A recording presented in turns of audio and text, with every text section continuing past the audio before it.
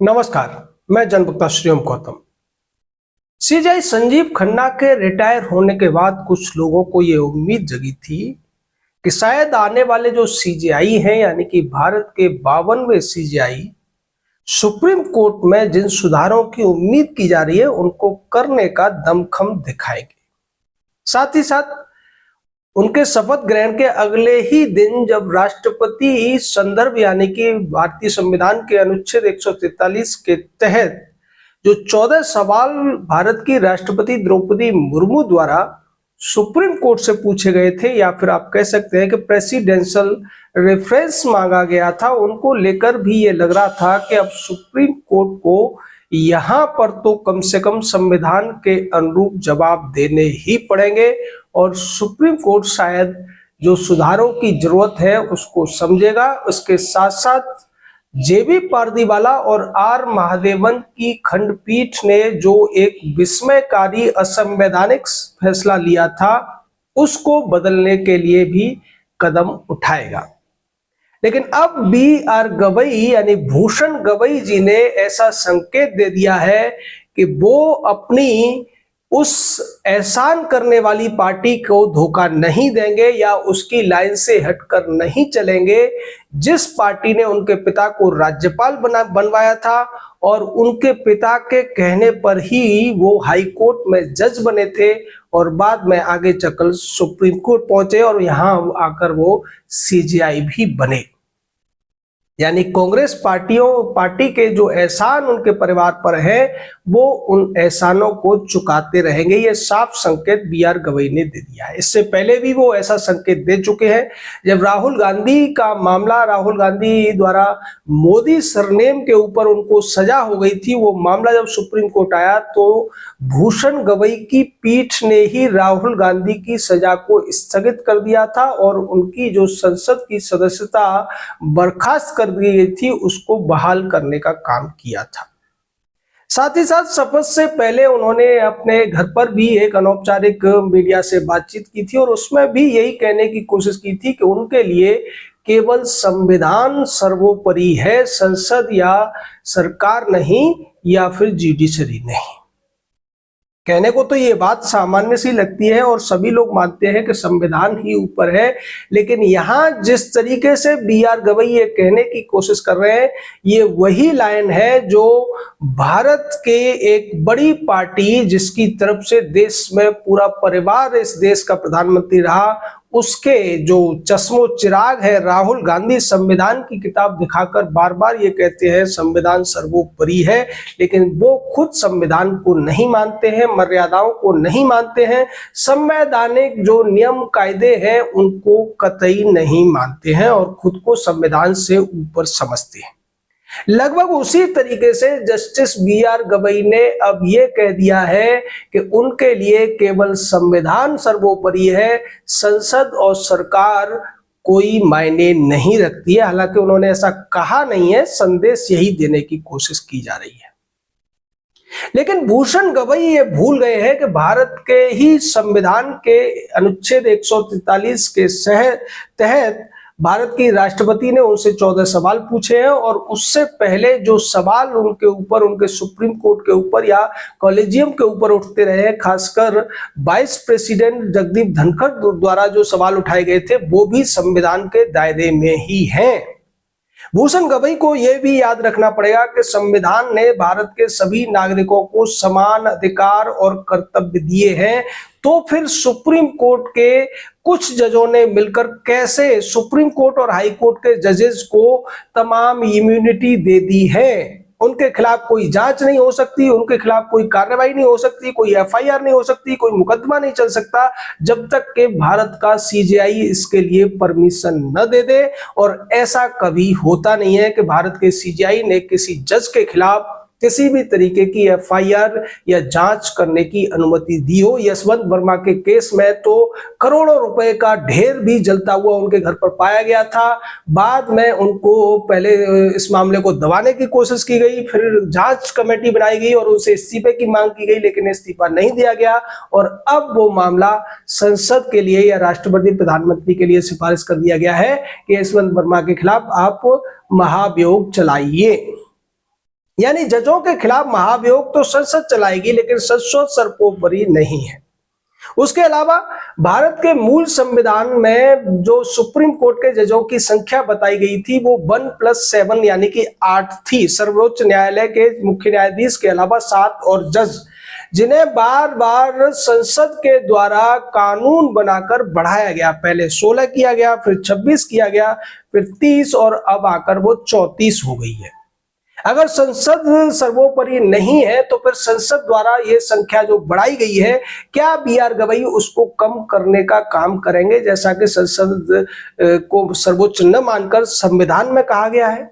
यानी संविधान को बदलने का अधिकार भी संविधान ने ही संसद को दे रखा है, और ऐसा केवल एक बार नहीं हुआ है।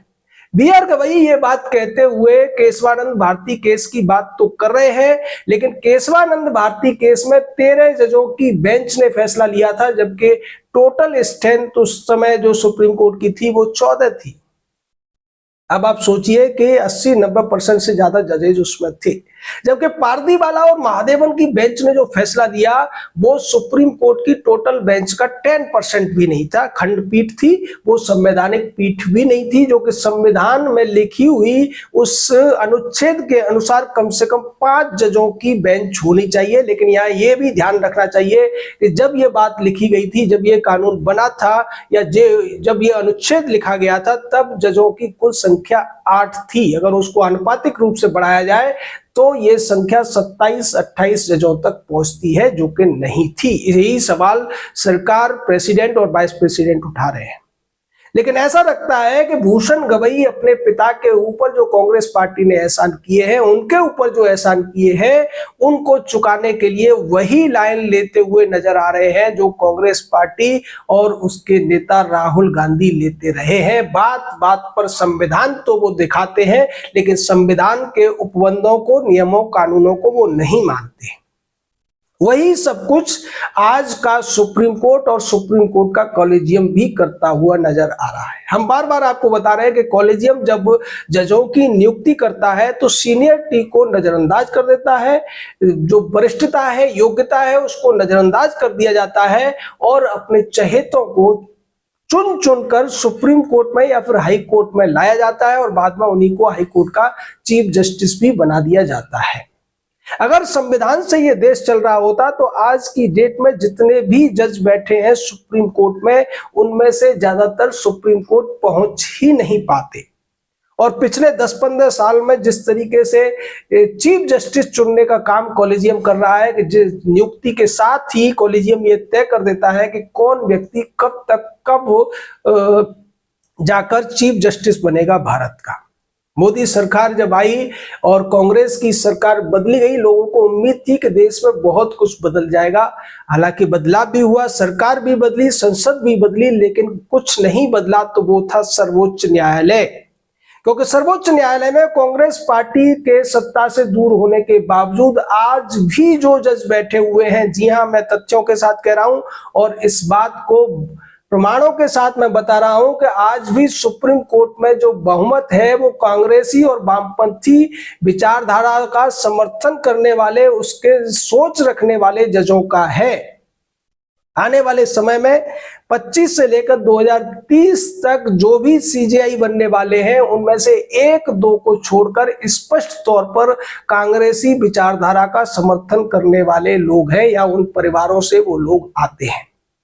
और यह सिलसिला तभी से चल रहा है जब से बीजेपी गवर्नमेंट आई है। चुन चुनकर ऐसे लोगों को सुप्रीम कोर्ट भेजा जा रहा है और ये पहले से तय किया जा रहा है कि आगे चलकर वो चीफ जस्टिस बनेंगे, जो कि या तो कांग्रेसी नेताओं के रिश्तेदार है या बड़े जजों के रिश्तेदार है या फिर कांग्रेस और वामपंथी वकीलों के रिश्तेदार या उनके बेटा बेटी हैं। अभी जो चीफ जस्टिस है, इनके पिताजी कांग्रेस की कृपा से राज्यसभा सांसद रहे, लोकसभा सांसद रहे और बाद में वो 3 राज्यों के राज्यपाल भी रहे। उन्हीं की कृपा से बी.आर. गवई को भी हाई कोर्ट का जज बनाया गया और फिर बाद में उसी क्रम में चलते हुए इन्हें सुप्रीम कोर्ट लाया गया और इन्हें लाने के साथ ही ये तय हो गया था कि ये भारत के 52वें सीजेआई बनेंगे। इनके बाद जो सीजीआई बनने वाले हैं वो भी इसी तरीके की सोच रखते हैं, उनके बाद जो सीजीआई बनने वाले हैं उनकी सोच भी ऐसी ही है, और उनके बाद जो आएंगे एक दो कुछ महीने के लिए है जस्टिस नागरत्ना और जस्टिस नरसिम्हा, उनके बाद फिर से एक कांग्रेसी विचारधारा के कट्टर समर्थक जेबी पारदीवाला इस देश के सीजीआई बनने वाले हैं। अगले 5 साल तक के लिए पहले से इंतजाम हो चुका है, और पिछले 11 साल में भी यही सब कुछ हुआ था कि जिन लोगों के ऊपर तमाम भ्रष्टाचार के कदाचार के आरोप थे उसके बावजूद वो लोग इस देश के सीजीआई बने, और इस सब के पीछे या तो कॉलेजियम है या फिर सुप्रीम कोर्ट के वो संवैधानिक फैसले हैं जिसमें उन्होंने किसी भी जज के खिलाफ कितना भी बड़ा आरोप हो, उसने कितना भी बड़ा अन्यायपूर्ण फैसला लिया हो, न तो कोई कार्रवाई होती है न जांच होती है। इसी परंपरा को आगे बढ़ाने का काम अब जस्टिस बी.आर. गवई करेंगे, ये संकेत उन्होंने स्पष्ट तौर पर दे दिया है। लेकिन बदलाव थोड़ा सा अब ये हुआ है कि अब जो सुप्रीम कोर्ट की कार्रवाई है उससे जनता सीधे तौर पर जुड़ने लगी है।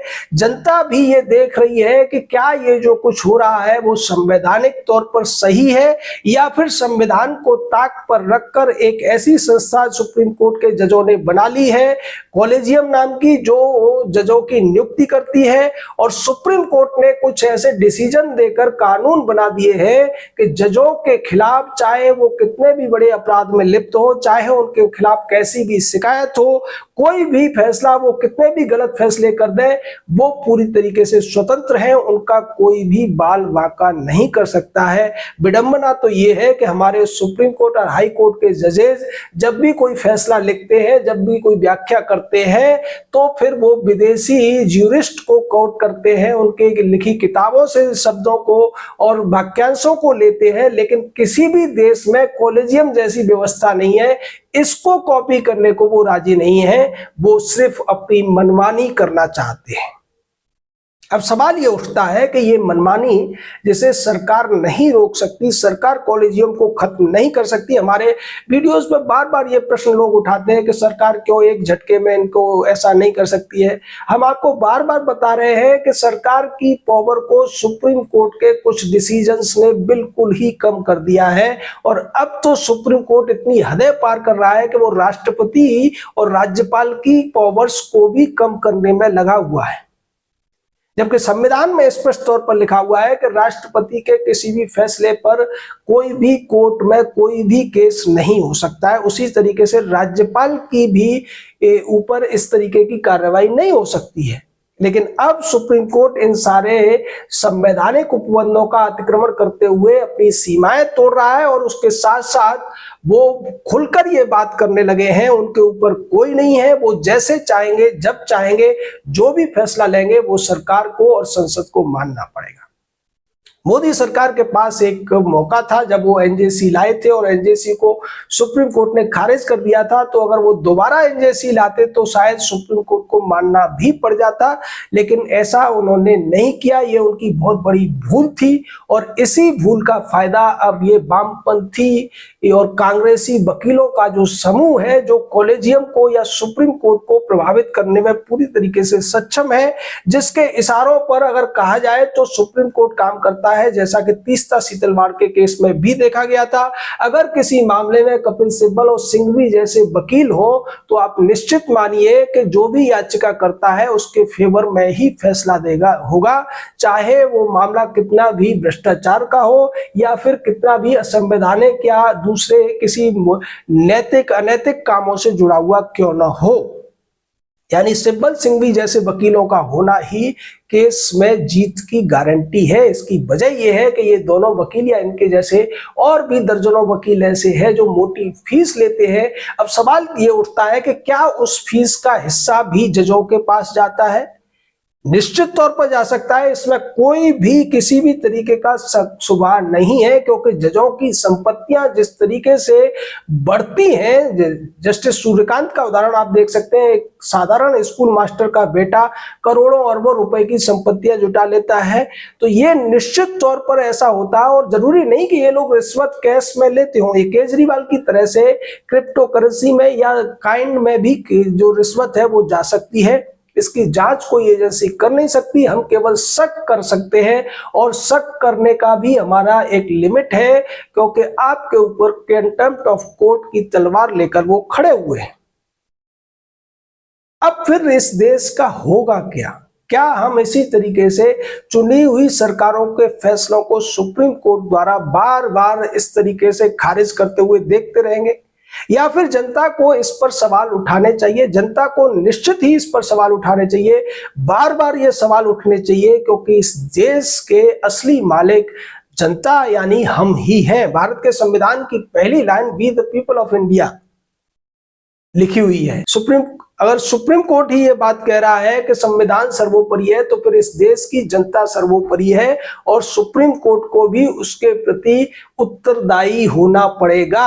अपने यहाँ पारदर्शिता लानी पड़ेगी। कॉलेजियम की और जजों की मनमानी इस देश की संप्रभु जनता नहीं सहेगी, ये भी सुप्रीम कोर्ट को समझ लेना चाहिए, क्योंकि वो इतना तो स्वीकार करते हैं कि संविधान सर्वोपरि है। जबकि राष्ट्रपति के आदेश से सर्वोच्च न्यायालय के मुख्य न्यायाधीश की नियुक्ति होती है, उन्हीं के समक्ष वो शपथ लेते हैं। संसद के द्वारा तमाम कानूनों पर ही सुप्रीम कोर्ट फैसले लेता है, उसके बावजूद सुप्रीम कोर्ट के जजेस ये मानने को राजी नहीं है कि संसद सर्वोपरि है, जबकि लोकतंत्र में संसद ही सर्वोपरि होती है। वो केशवानंद भारती केस का रेफरेंस तो देते हैं, लेकिन उसके बाद जो 42वां संवैधानिक संशोधन इंदिरा गांधी द्वारा लाया गया था, उसकी बात नहीं करते कि किस तरीके से उस संशोधन में आधे से ज्यादा संविधान को ही बदल दिया गया था। तब उनका बेसिक स्ट्रक्चर कहां था? तो यही सारी वो बातें हैं जो सुप्रीम कोर्ट के जजेस के ऊपर शक की सुई लेकर आती है। और हम ये जो कह रहे हैं कि सुप्रीम कोर्ट में इस समय पूरी तरीके से बहुमत है कांग्रेसी और वामपंथी विचारधारा वाले जजों का, और इसको जनता को समझ लेना चाहिए। आप सुप्रीम कोर्ट से किसी भी तरीके के न्याय की उम्मीद नहीं कर सकते जब तक कि इस व्यवस्था को न सुधारा जाए, न बदला जाए। जय हिंद।